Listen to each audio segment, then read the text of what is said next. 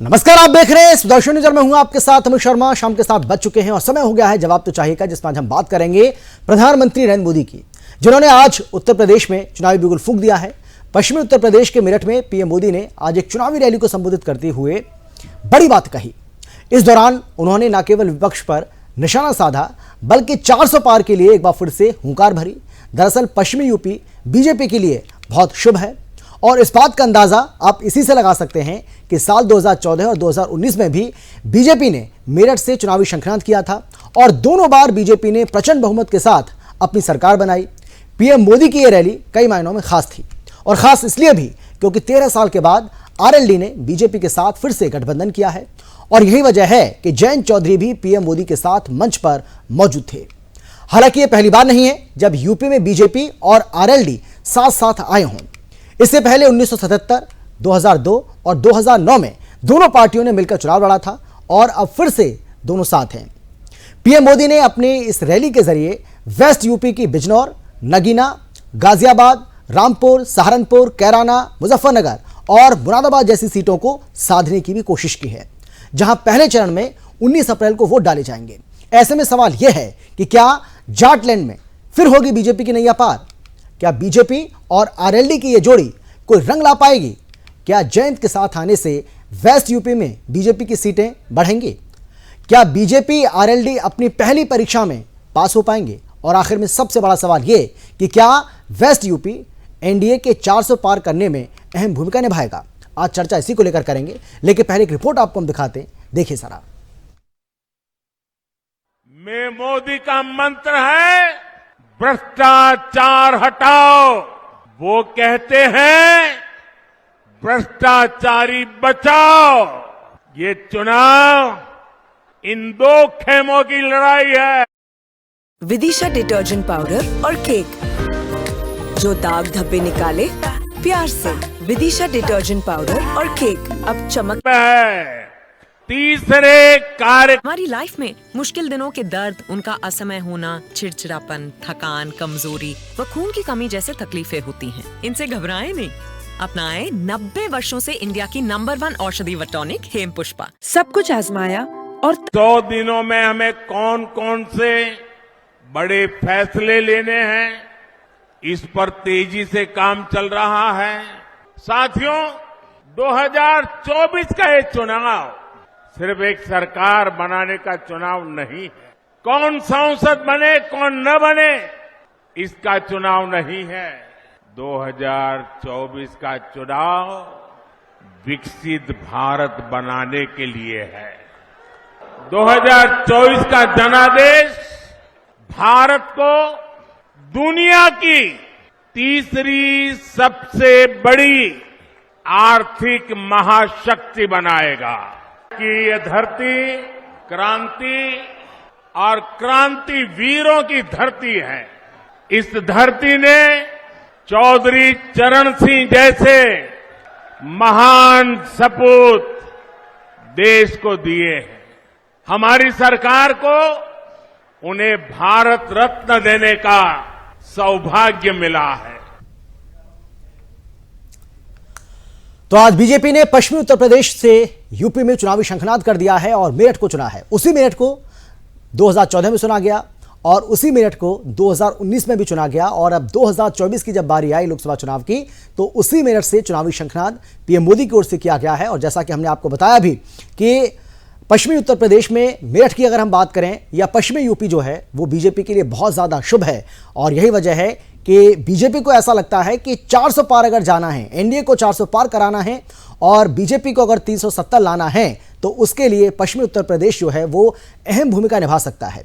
पिछली बार की अगर हम बात करें तो पिछली बार आपको याद होगा कि 27 सीटें यहां से आती हैं, लेकिन उसमें से 19 सीटें बीजेपी ने जीत हासिल की थी और समाजवादी पार्टी और बीएसपी का दोनों का गठबंधन था और इस गठबंधन ने मिलाकर के 8 सीटें जीती थी, जिसमें 4 समाजवादी पार्टी के खाते में गई थी और बीएसपी ने भी 4 सीटें हासिल की थी और 19 सीटों पर जैसा कि हमने आपको बताया कि बीजेपी ने जीत हासिल की थी। लेकिन बीजेपी की इस बार यह कोशिश है कि इन 27 सीटों में से ज़्यादा सीटें यूपी से निकाली जाए, क्योंकि बीजेपी बार बार इस बात का दावा कर रही है कि हमें यूपी में पूरी तरीके से सफाया करना है, यानी कि विपक्ष के खाते में नीलबट्टा सन्नाटा और 80 की 80 सीटें बीजेपी जीतना चाहती है, जिसमें वेस्ट यूपी की भूमिका बहुत ज्यादा महत्वपूर्ण है। चर्चा इसी को लेकर करेंगे। कौन कौन खास मेहमान हमारे साथ मौजूद है, सबसे पहले उनसे आपको हम परिचय कराते हैं। हमारे साथ बीजेपी के प्रवक्ता विजय शर्मा जी जुड़ गए, बहुत स्वागत है सर आपका। इसके साथ ही हमारे साथ कांग्रेस के प्रवक्ता विजय कौशिक जी हैं, सर आपका भी बहुत स्वागत है। और इन सब के अलावा हमारे साथ समाजवादी पार्टी की तरफ से अशोक तिवारी जी हैं। अशोक तिवारी जी आपका भी बहुत धन्यवाद, स्वागत भी है। और इसके अलावा राजनीतिक विशेषज्ञ यानी कि पॉलिटिकल एक्सपर्ट के तौर पर ए.के. झा जी हमारे साथ हैं, आपका भी बहुत स्वागत है, आपका भी बहुत धन्यवाद समय निकालने के लिए। लेकिन सबसे पहले मैं आपके पास आना चाहता हूं विजय जी, विजय शर्मा जी। सवाल मेरा आपसे यह है, मैं आपसे ये जानना चाहता हूं कि वेस्ट यूपी को चुनावी शंखनाद के लिए चुनना और उसमें भी मेरठ को चुनना, क्या जैसा कि मैंने जिक्र किया कि वो बीजेपी के लिए बहुत ज़्यादा शुभ है और इसीलिए आपने मेरठ का चुनाव किया और वेस्ट यूपी में आपको मेरठ एक बार फिर से इसीलिए याद आया क्योंकि 2014-2019 में हमने देखा कि यहीं से चुनावी शंखनाद किया और उसके बाद बीजेपी ने प्रचंड बहुमत के साथ अपनी सरकार बनाई और इसीलिए आपको ऐसा लगता है कि इस बार और ज़्यादा बड़ा टारगेट आपने सेट किया है, उसके लिए ये आपके लिए महत्वपूर्ण हो जाता है और इसीलिए शुभ है, तो उसके लिए तो आगे बढ़ना ही पड़ेगा और उसी स्थान को चुनना होगा। क्या यही वजह है क्या? मेरा आपके सारे श्रोताओं का नमस्कार जी। मैं ये बताना चाहता हूं कि मेरठ की जो धरती है वो बड़ी पवित्र धरती है। यहाँ पर मंगल पांडे जी की धरती है ये, तो इसलिए मोदी जी ने इस जमीन को चुना है। और इस धरती पे आपने देखा होगा 2019 में भी जब मोदी जी ने, हमारे यशस्वी प्रधानमंत्री हैं, उन्होंने यहीं से शंखनाद किया था। और आज आपने देखा होगा उन्होंने बड़े क्लियर तौर पे अपनी बातें बड़े स्पष्ट रूप से जनता के और देश के सामने इस रैली के माध्यम से रखी है कि भी हमें आने वाले 5 साल में किस तरह से काम करना है। आने वाले उससे भी 2047 तक का रोड मैप जनता के सामने रख दिया है। हमने जो पीछे समय गया है 10 साल में हमने क्या किया है, तो मुझे लगता है जनता ने अपना पूरा विश्वास बना लिया है, मन बना लिया है कि मोदी जी के नेतृत्व में एक बार फिर मोदी सरकार आने वाली। अच्छा, मन बना लिया है, एक बार फिर से मोदी सरकार आने वाली है। और ये भी आप कारण बता रहे हैं कि आपने मेरठ को ही क्यों चुना। बिल्कुल सही बात है आपकी, लौटूंगा आपके पास। लेकिन विजय कौशिक जी, भाई अगर हम वेस्ट यूपी की बात करें तो कांग्रेस पार्टी के पास तो यहाँ खोने के लिए तो कुछ भी नहीं है, पाने के लिए बहुत कुछ है। क्योंकि पिछली बार की अगर हम बात करें तो इन 27 में से नीलबट्टा सन्नाटा शून्य था। अब गाजियाबाद में अभी हाल ही में डॉली शर्मा को आपने अपना प्रत्याशी बनाया है, लेकिन अब वो क्या कमाल कर पाएंगी। और भी वेस्ट यूपी की कई ऐसी सीटें हैं जहां पर हो सकता है कि चुनावी ताल आप ठोक रहे हों और आप, क्योंकि समाजवादी पार्टी के साथ आपका गठबंधन है, लेकिन आपका ये गठबंधन कितना कमाल करेगा इसके लिए तो थोड़ा सा इंतजार करना पड़ेगा। लेकिन फिर भी वेस्ट यूपी से कांग्रेस पार्टी और आपका ये गठबंधन क्या उम्मीद कर रहा है? विजय कौशिक जी, चलिए मुझे लगता है विजय जी को हमारी आवाज नहीं मिल पा रही है, विजय जी के पास हम जाएंगे। अशोक तिवारी जी, आपको मेरी आवाज आ रही है? क्या आप सुन पा रहे हैं? क्या जी आ रही। अशोक जी, यही सवाल मेरा आपसे है। भाई पिछली बार आप गठबंधन में चुनाव लड़े और समाजवादी पार्टी का बीएसपी के साथ गठबंधन था। आप दावे तो बहुत बड़े बड़े कर रहे थे, लेकिन फिर भी आपकी जो गाड़ी है वो 8 सीटों पर सिमट गई। 4 आपने जीती, 4 आपके सहयोगी बीएसपी ने जीती। लेकिन इस बार आप वेस्ट यूपी से क्या उम्मीद कर रहे हैं? क्योंकि पीएम मोदी तो इस बात का दम भर रहे हैं कि ये 27 की 27 हमारे खाते में आने वाली हैं। देखिए, वेस्ट यूपी हो चाहे ईस्टर्न यूपी हो, दोनों यूपी यानी कि पूरा यूपी हमारे लिए बम बम बम बम बोल रहा। इस समय बम बम बम बम बोल रहा, क्योंकि हालात सबके खराब हैं। 10 साल की शासन काल में भाजपा ने महंगाई का मान नहीं बोला, जोर शोर से बढ़ी। उधर जो है बेरोजगारी का पेपर लीक पे लीक हो रहा है, इसमें सभी लोग परेशान हैं, सारे युवा परेशान हैं, युवा सड़कों पर। अब रही पश्चिमी उत्तर प्रदेश की बात, पश्चिमी उत्तर प्रदेश में किसान बहुत है संख्या में, और किसानों की जो हालत है वो देश से छिपी नहीं हुई। किसान इस समय सड़कों पर हैं, आंदोलन कर रहे हैं। किसानों को आंसू गैस के गोले झेलने पड़ रहे हैं। किसानों को उनका एमएसपी नहीं मिल पा रहा है, एमएसपी गारंटी नहीं मिल पा रही है। सरकार कुछ बोली नहीं रही है इस विषय पर। और जो लागत है कृषि उपज का, वो बढ़ता जा रहा है। लागत इस कदर बढ़ गया है और उसका उपज का मूल्य नहीं मिल पा रहा है ठीक से। तो किसान इस समय टूट गए हैं, आत्महत्या के कगार पर आ गए हैं और किसान जवाब देंगे। पश्चिमी उत्तर प्रदेश में किसान और जवान और नौजवान, जवानों के हालत में 4 साल की नौकरी दी गई। जहां पर परमानेंट नौकरी मिलती थी वहां पर 4 साल की नौकरी दी गई। जवानों की संख्या घट रही है। सवाल इस बात का, किसान, नौजवान और देश का जवान, यही तो है, यही तो देशभक्ति का नमूना होता है देशभक्ति में, भाजपा कहीं है ही नहीं है। नहीं, लेकिन जो बातें अभी आप मुझे गिना रहे हैं, जिन मुद्दों का आप जिक्र कर रहे हैं अशोक तिवारी जी, जिन मुद्दों का अभी आप जिक्र कर रहे हैं, ये मुद्दे आपने 2019 में भी गिनवाए थे, मुझे अच्छे से याद है, लेकिन सफलता नहीं मिली। इस बार मिलेगी क्या? 24 में 10 साल की सरकार हो चुकी, 10 साल की, 5 साल की थी 19 में, 10 साल की इनकम्बेंसी हो गई, 10 साल में किसी को कुछ नहीं मिला। महंगाई बढ़ती जा रही है, बेरोजगारी बढ़ती जा रही है। 2 साल की 2022 तक डबल आय करने वाला जो था जुमला साबित हो गया किसानों का, और जो है 2 करोड़ रोजगार की बात जुमला साबित हो गई। आज 4 साल की नौकरी दी गई है सेना में। हमारे राष्ट्रीय अध्यक्ष अभी ऐलान कर दिया है कि इंडिया गठबंधन सरकार बनती तो हम परमानेंट नौकरी देंगे जवानों को, परमानेंट नौकरी। चलिए मैं लौटूंगा आपके पास विजय कौशिक जी। मैं इनका संक्षिप्त जवाब देना चाहता हूं। अच्छा ठीक है, हाँ जल्दी से जवाब दीजिए, उसके बाद मैं आगे बढ़ता हूँ। हाँ बोलिए आप। मैं ये अपने एसपी के प्रवक्ता है, इनसे पूछना चाहता हूँ, 1 रैंक 1 पेंशन में आपने क्या किया था? हमने 1 लाख करोड़ अब तक अपने फौजी भाइयों को दे दिया। जो जवानों की बात आप करते हो, किसान भाइयों के लिए आपने क्या किया था? हम किसान सम्मान निधि के द्वारा हर साल 1 लाख करोड़ से ज्यादा हम दे चुके हैं अब तक। आप मुझे बताइए, किसानों के लिए गन्ना का आपके समय में गन्ने का भुगतान का क्या समय था? कितने दिनों में चीनी मिल, कितनी चीनी मिल बंद थी आपके समय में? अभी कितनी है, कितना चल रहा है? अभी आपको मैं बताऊं, जो हमारा एथनॉल है, अभी हमारे लिए वो चीनी की मिलें नहीं है, हमारे लिए वो ऊर्जा की मिलें भी है। आज की डेट में गिज्जी बन गई है। देखिए ऐसे लगातार नहीं हो पाएगी। आप इनको रोकिए, मेरा जवाब आने दीजिए।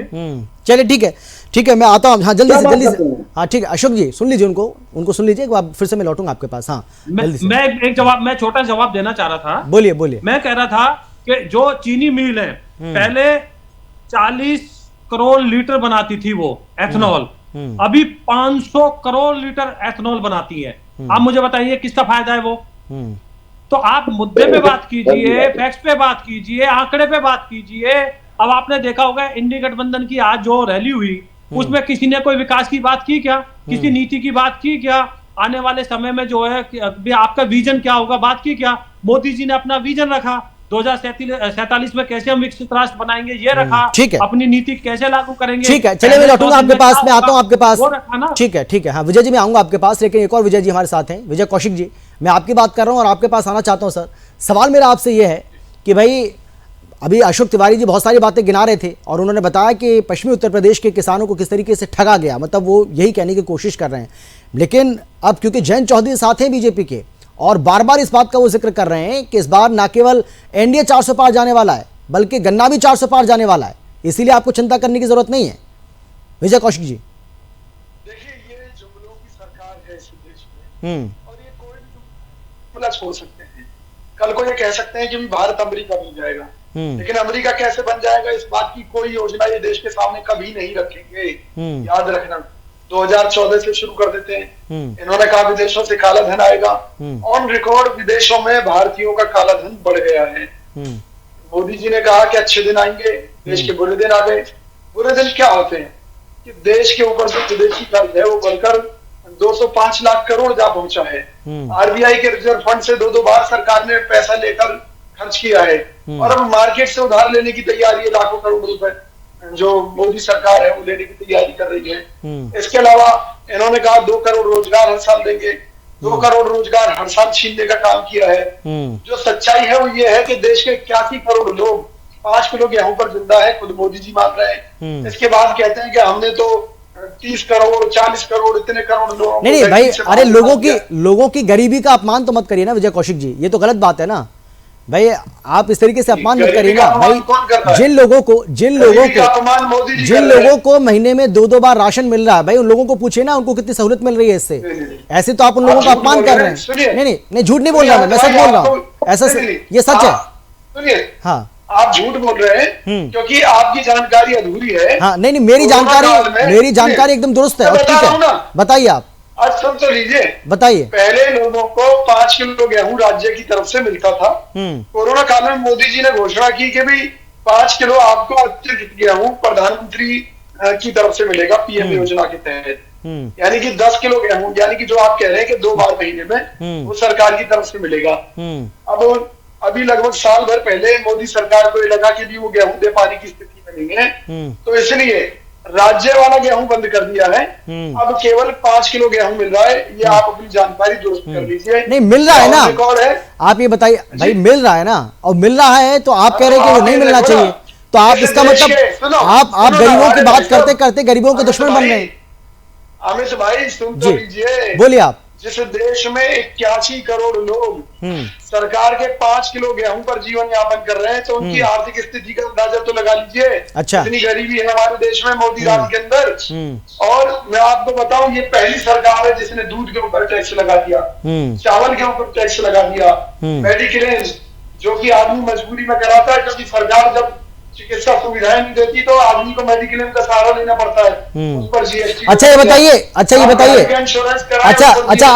मुझे बताइए, चलिए मैं पहले वेस्ट यूपी की बात कर लेता हूँ, पूरी यूपी की बात तो मैं बाद में बात करूंगा। आप बताइए वेस्ट यूपी में कितनी सीटें आ रही हैं आपकी गठबंधन की? देखिए, गठबंधन की जो सीटें हैं वहां पर निश्चित तौर पर हम 100% सारी सीटें जीतने जा रहे हैं, क्योंकि ये वो सरकार है। अच्छा, ये भरोसे के साथ आप बोल रहे हैं? देश के किसानों की मौत पर जश्न मना रहे हैं।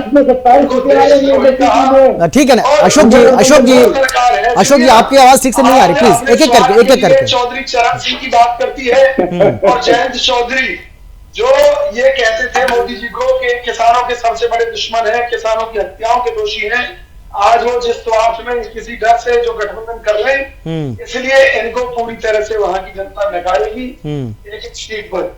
अच्छा ये बताइए, ये अमेठी और रायबरेली में कहाँ मामला फंसा हुआ है? अभी तक उम्मीदवारी तय नहीं कर पा रहे हो आप, क्या प्रॉब्लम आ रही है, क्या समस्या है?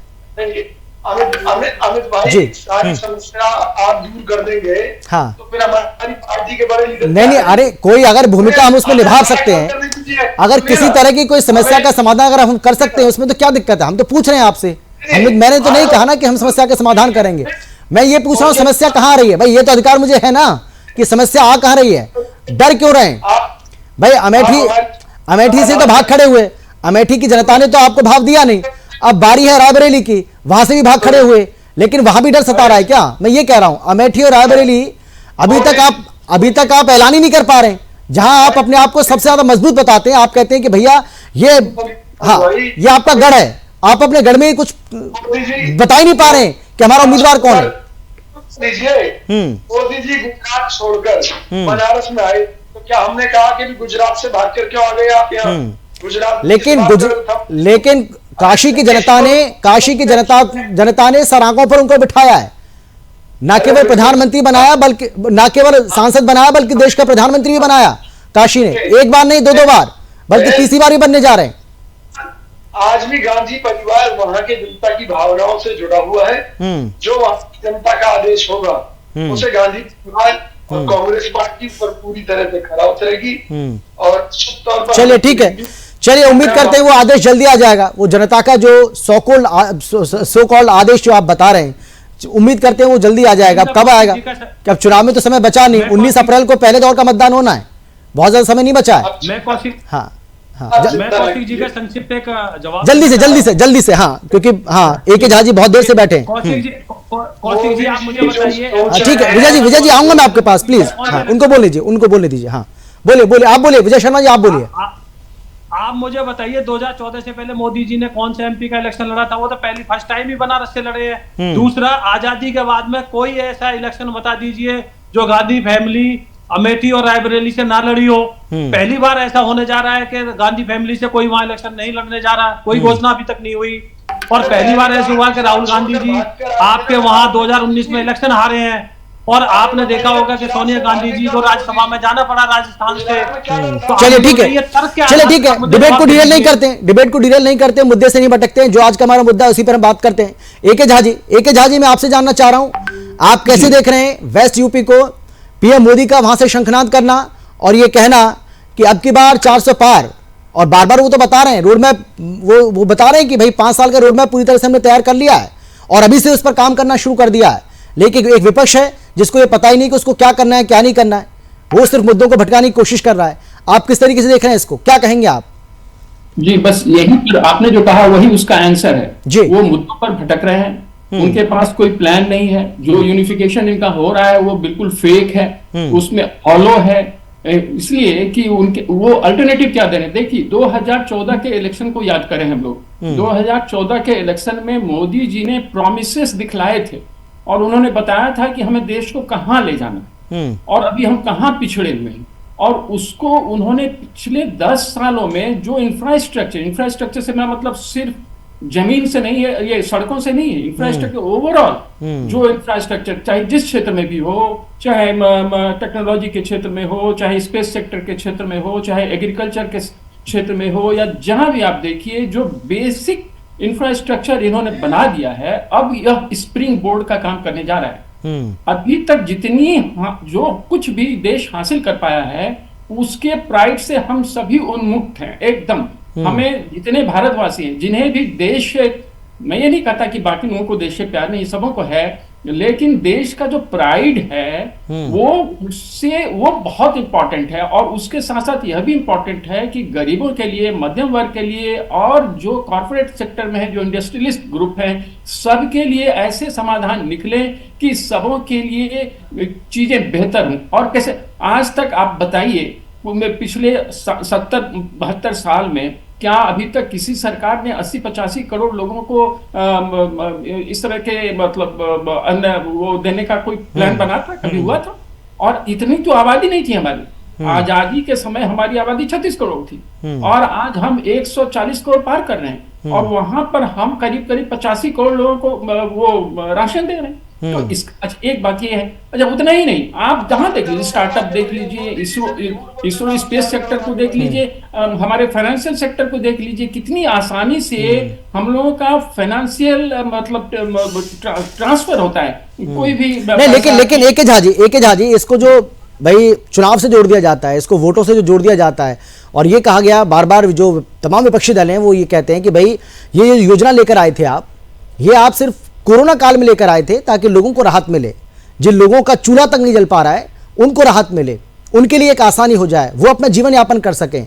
लेकिन क्योंकि अब चुनाव है, इसी चक्कर में आप इसको लगातार बढ़ाते जा रहे हैं, जिसकी अब आवश्यकता नहीं है, जिसका जिक्र इससे पहले अभी विजय जी भी कर रहे थे, विजय कौशिक जी। मैं ये कह रहा था कि 10 किलो गेहूं मिलता था, उसको 5 किलो कर दिया सरकार ने, मोदी सरकार ने।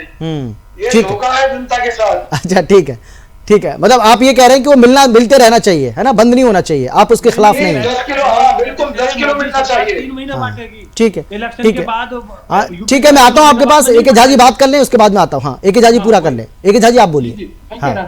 अब देखिए कोरोना का, अच्छा कब देखिए 19 में इलेक्शन हुआ और 19 में ही कोरोना आ गया। 19 के अक्टूबर महीने से कोरोना का दंश फैलने लगा और 5-6 महीने के अंदर ही सब कुछ हो गया। उसके बाद से कितनी समस्याएं आई, कितना विरोध हुआ, हमारे अपने वैक्सीन का कितना विरोध इन्हीं विरोधी पार्टियों ने किया, तरह तरह की बातें की गई, लोगों को भड़काया गया कि आपको ये वैक्सीन नहीं लेना है। और उन सब से निपटते हुए ये हमने अपना वैक्सीन बनाया, एक नहीं, दो नहीं, बल्कि 2 तो बिल्कुल सीधे बनाया और कुछ और भी आगे बढ़े हम लोग। और ये बड़े बड़े विकसित देश नहीं कर सके, और जिन्होंने किया है उन्होंने क्या प्राइस लिए हैं किसी भी कंट्री से, ठीक है, और हमारे यहाँ मुफ्त में दिया गया। चलिए ठीक है।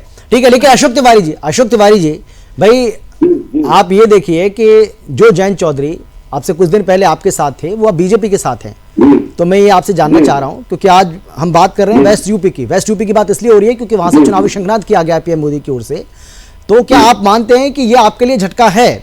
अगर जयंत चौधरी बीजेपी के साथ चले जाते हैं तो नुकसान होगा आपको, आपके गठबंधन को, आपकी पार्टी को भी होगा? जी देखिए भाई, चौधरी चरण सिंह जी को सम्मान मिला भारत रत्न, बहुत खुशी की बात है, बहुत स्वागत की बात। सच्चाई ये है, चौधरी चरण सिंह जी किसानों के मसीहा रहे हैं, किसानों का संघर्ष किया उन्होंने, जीवन भर अपना पूरा जीवन लगा दिया, झोंक दिया किसानों के संघर्ष में, किसानों की मूलभूत आवश्यकताओं की पूर्ति के लिए जीवन भर लड़ी लड़ी उन्होंने। लेकिन उनके सपनों को क्या किया, भारतीय जनता पार्टी ने चकनाचूर कर दिया। भारतीय जनता पार्टी ने उनके सपनों को खत्म कर दिया। ऐसी भारतीय जनता पार्टी जो किसानों की दुश्मन है, एक प्रकार से किसानों का एमएसपी नहीं मिल पा रहा, किसानों का लागत का मूल्य नहीं मिल पा रहा है। आज किसान दर्जन भटक रहे हैं, उनकी सुनवाई नहीं हो रही है, उनके आंसू गैस से गोले चल रहे हैं, गांठियां चल रही हैं उनके ऊपर। ऐसी पार्टी भारतीय जनता पार्टी के साथ जाने पर जयंत चौधरी जी क्यों गए हैं, कैसे गए हैं, किस दबाव में गए हैं, किन पद्धतियों में गए हैं, ये कोई जान सकते हैं। लेकिन जनता तो उनके साथ नहीं गई है। जनता तो आज हमारे राष्ट्रीय अध्यक्ष माननीय अखिलेश यादव जी के साथ है, क्योंकि किसानों की लड़ाई समाजवादी पार्टी लड़ रही है, इंडिया गठबंधन लड़ रहा है, नौजवानों की लड़ाई। नहीं भाई, अगर आप परिस्थिति की बात करेंगे अशोक तिवारी जी, अगर आप परिस्थिति की बात करेंगे, हाँ ठीक है अशोक जी सुन लीजिए ना मुझे, अशोक जी मुझे सुनिए ना आप, ठीक है। नहीं आपने कहा कि किन परिस्थितियों में वो गए हैं, किन परिस्थितियों के चलते वो गए, वो मैं बता दे रहा हूं ना आपको। भाई आप उनको सिर्फ एक सीट दे, उनको आप सीट दे रहे थे, आप उनको कह रहे थे कि भाई आप ठीक है आप 7 सीटों पर चुनाव लड़िए, 8 सीटों पर चुनाव लड़िए, तो आप सिर्फ सीट दे रहे थे। लेकिन वहां उनको सीटें 2 ही मिली हैं, लेकिन वो सीटें पक्की सीटें उनको पता है कि उन सीटों पर उनकी जीत हासिल हो जाएगी। लेकिन वो आपके साथ रहते तो वो 8 सीट या 7 सीट जो आप दे रहे थे, कोई गारंटी नहीं थी कि उसमें से एक भी सीट वो जीत पाते। तो ये अंतर है। कच्ची पक्की का सवाल नहीं है, सवाल कुछ और है। यहाँ पर शासन का सवाल, ताकत का सवाल, ताकत के डगर का सवाल है। तमाम सवाल ऐसे होते हैं जो अदृश्य होते हैं। आज उन सवालों का जवाब जनता देने जा रही है और जनता इनकी ताकत को खत्म नहीं। वो जब आपके साथ थे तब उनको डर नहीं था क्या? जब वो आपके साथ थे तब उनको डर नहीं था जी? जब वो आपके साथ थे तब उनको डर नहीं था? ग्राफ गिर गया भाजपा का, जनता में ग्राफ गिरा हुआ है। भाजपा जोर तोड़ कर रही, बौखलाई हुई भाजपा इस समय। ठीक है विजय जी जवाब दीजिए, विजय शर्मा जी जवाब दीजिए। मैं इनको बताना चाहता हूं कि चौधरी चरण सिंह जी किसानों के सबसे बड़े नेता हुए।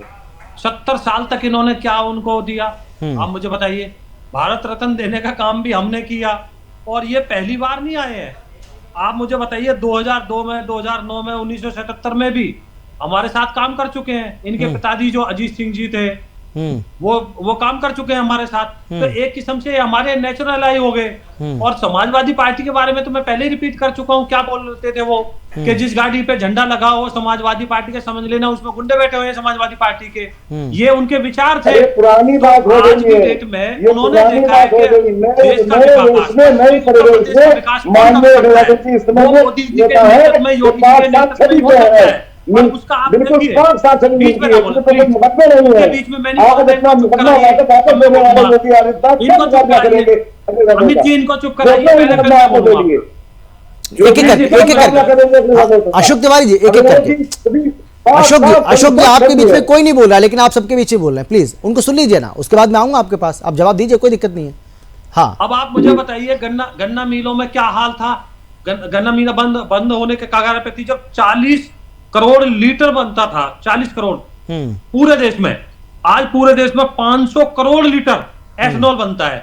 आप मुझे बताइए किसानों को कितना मिलता है। हमने गन्ने को चीनी मिल तक, जो ये गन्ना मिल है इनको चीनी मिल तक सीमित नहीं रखा, हमने इनको एक ऊर्जा मिल बना दिया।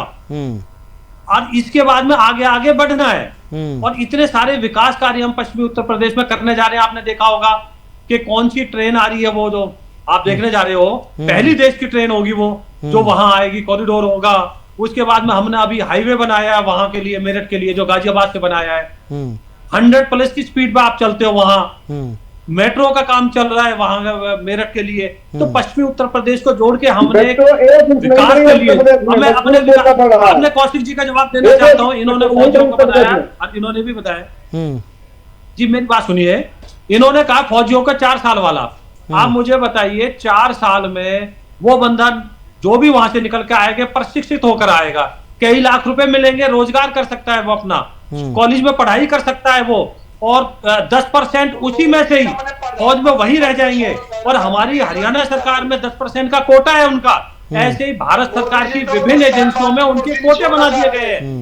ठीक है, ठीक है। विजय कौशिक जी कुछ कह रहे हैं, विजय कौशिक जी कुछ कह रहे हैं, सुन लीजिए उनको। हाँ हाँ विजय कौशिक जी बोलिए। अग्निवीर योजना इतनी ही बढ़िया है तो मोदी जी प्रधानमंत्री की कुर्सी छोड़कर अग्निवीर बन जाए। खुद तो दस्तान में भी कुर्सी नहीं छोड़ना चाहते और देश के युवाओं को 4 साल नौकरी करके उनके लात मारना चाहते हैं। कहाँ का न्याय है? अरे जो देश के लिए जान दे रहे हैं उनको पूरा मान सम्मान। आजादी के बाद जितने भी नेता हुए, क्या वो पागल थे, बेवकूफ थे कि जो आर्मी की जो नौकरी है उसको छेड़ा नहीं गया? अरे भाई उसके साथ छेड़छाड़ मत कीजिए। खुद अब सरकार मान रही हो क्या खामियां है उस योजना में, खुद अमित शाह ने माना है। सवाल इस बात का है कि अग्निवीर योजना जो देश के युवा है उनके साथ एक बहुत बड़ा धोखा है, छलावा है। सरकार सेना के कर्मचारियों को, सैनिकों को तनख्वाह देने तक की स्थिति में नहीं है, इसलिए अग्निवीर योजना लेकर आई। देश के ऊपर रिकॉर्ड तोड़ कर्जा हो गया, किसी भी सड़क पर आप चलते हैं आपको टोल देना पड़ता है। शिक्षा इतनी महंगी हो गई कि आप ये देखिए कि लोगों को अपने बच्चों को पढ़ाना मुश्किल हो रहा है। बिजली के बिल, हाउस टैक्स, सरकार का कोई भी टैक्स है, सरकार ने लूट मचा। लेकिन इतनी जो बातें आप गिना रहे हैं विजय कौशिक जी, लेकिन आपको पता है कि राहुल गांधी इनमें से ये नहीं बताते कि इसका समाधान कैसे निकालेंगे हम। वो सिर्फ जैसे आप गिना रहे हैं ना, हाँ नहीं कोई रोड मैप है क्या? आप अगर वाकई में ये समस्या है देश के लिए जो आप कह रहे हैं, तो कोई समाधान है क्या आपके पास? क्या राहुल गांधी ने देश के सामने इसको लेकर कोई रोड मैप रखा कि क्या समाधान है, वो कैसे इसका समाधान करेंगे? वो सिर्फ सवाल खड़ा करते हैं जैसे आप कर रहे हैं, और यही फितरत है आप लोगों की। सुनिए, हाँ हम चैलेंज करते हैं कि एक तरफ मोदी जी बैठ जाए, एक तरफ राहुल गांधी जी बैठ जाए, एक मुद्दे पर अपनी योजना बता दे और राहुल गांधी जी अपनी। लेकिन राहुल गांधी उनको फेस कर पाए तब ना भाई। राहुल गांधी प्रधानमंत्री नरेंद्र मोदी को फेस कर पाए तब ना। सवाल तो ये है कि वो फेस कर पाएंगे क्या? प्रधानमंत्री कोई राक्षस है क्या जिन्हें फेस नहीं कर सकते? देखिए आप अपने शब्दों की मर्यादा का ध्यान रखिए प्लीज। आप देश के प्रधानमंत्री के बारे में ऐसे अपशब्दों का प्रयोग करना, ऐसी भाषा का इस्तेमाल करना, ये आपको शोभा दे रहा है क्या? नहीं, विजय कौशिक जी, ऐसी उम्मीद नहीं करता हूं मैं आपसे। ये गलत बात है। नहीं, बहुत ही गलत बात है। सबसे पहले पहले आप पहले या तो आप माफी मांगिए या तो आप माफी मांगे या इस शब्द को आप वापस लीजिए। गलत बात है। देश के प्रधानमंत्री के लिए आप कैसे शब्दों का मतलब उनके प्रति आपकी नफरत को दर्शाता है। आप सोचिए ना नहीं है, हम तो भाई, आपके नेता के बारे में कोई कुछ भी बोल दे तो आप देखिए कैसे ना आप धरती आसमान एक कर देते हैं, और आप देश के प्रधानमंत्री के बारे में क्या बोल रहे हैं? सामने आकर बात राहुल गांधी जी अपना बता देंगे, मोदी जी अपनी योजनाएं रख देंगे, देश की जनता कर लेगी कि किसकी योजनाओं में दम है। हम तो खुली इस बारे में चुनौती दे रहे हैं, हमें कोई डर नहीं लगता है किसी बात। लेकिन देश की जनता क्यों नहीं, तो राहुल गांधी की बातों को देश की जनता उस पर भरोसा क्यों नहीं कर रही है? राहुल गांधी तो बताते हैं ना, मैं ये कर दूंगा, मैं ये कर दूंगा, ये गलत हो रहा है, ये सही हो रहा है। जो भाई कम से कम देश की जनता क्यों भरोसा नहीं कर पा रही उनकी बातों पर? अभी भी देश का भरोसा पीएम मोदी के ऊपर क्यों बना हुआ है? मैं जवाब देना चाहता हूँ अमित जी। अपने प्रचार पर देश का हजारों लाखों करोड़ रुपए उड़ा रहे हैं और लोगों की अरे तो वो प्रचार आप भी करिए ना, आपको कौन रोक रहा है भाई? इलेक्टोरल बॉन्ड से पैसा तो आपको ही बहुत आया है ना, तो क्यों परेशान हो रहे हैं? आप भी करिए, आपको कौन रोक रहा है? चलिए ठीक है।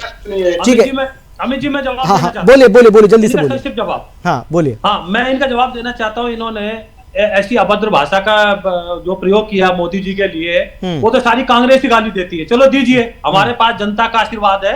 अब मैं कहता हूँ, ये कहते हैं कि अगर ऐसी बेकार ये पॉलिसी थी जो अपना 20 साल की 18 साल की जो फौज में नौकरी थी, तो पहले वालों ने की है। तो मैं आपसे पूछना चाहता हूँ, जवाहरलाल नेहरू जी बेवकूफ थे क्या जो इंदिरा जी ने अमेंडमेंट किया था संविधान के अंदर? क्या इंदिरा जी बेवकूफ थी क्या जो राजीव जी ने अमेंड किया, अपना संविधान संशोधन किए कई सारे? तो ये वक्त के साथ बदलते रहते हैं, जैसी वक्त की जरूरत होती है वैसे हम अमेंडमेंट करते रहते हैं, नीतियां बदलते रहते हैं, जैसी पॉपुलेशन होती है, जैसी जो वक्त की जरूरत होती है।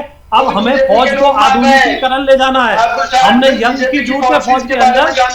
तो इस तरह की भाषा का आप ना यूज करें। मोदी जी के लिए आप जितनी मोदी जी को गाली देंगे, मोदी जी नहीं सशक्त होंगे, जनता का आशीर्वाद उतना ही मिलेगा।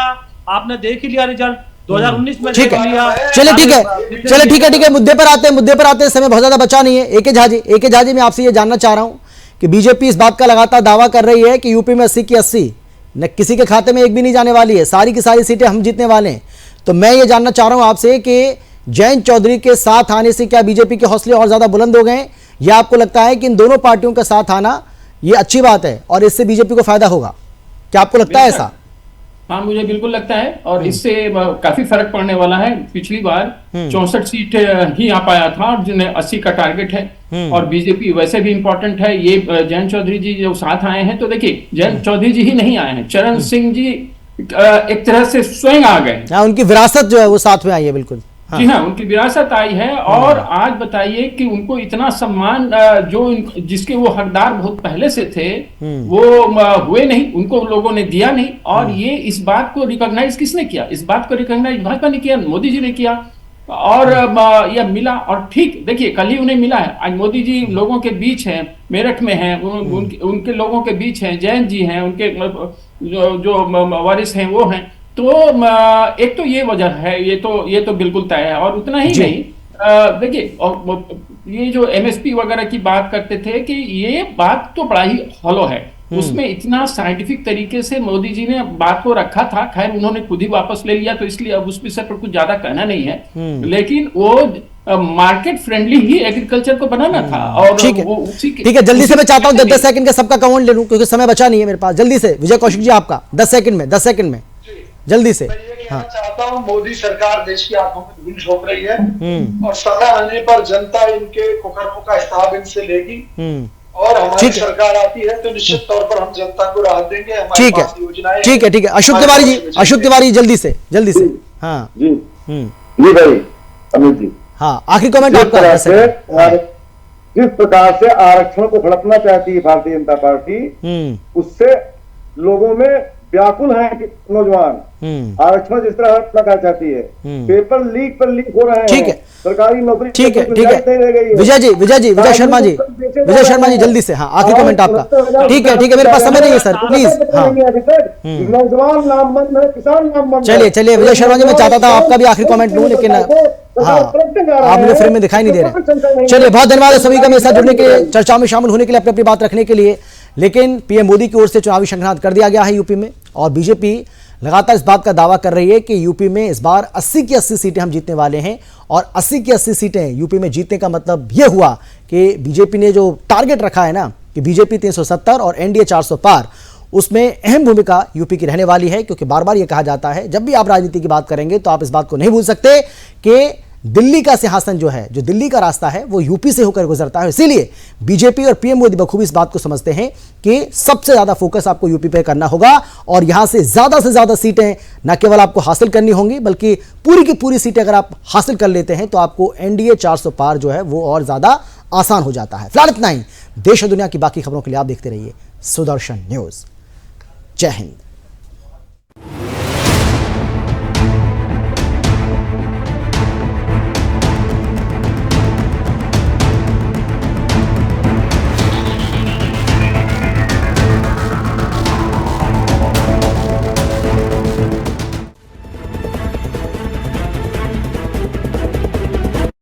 विदिशा डिटर्जेंट पाउडर और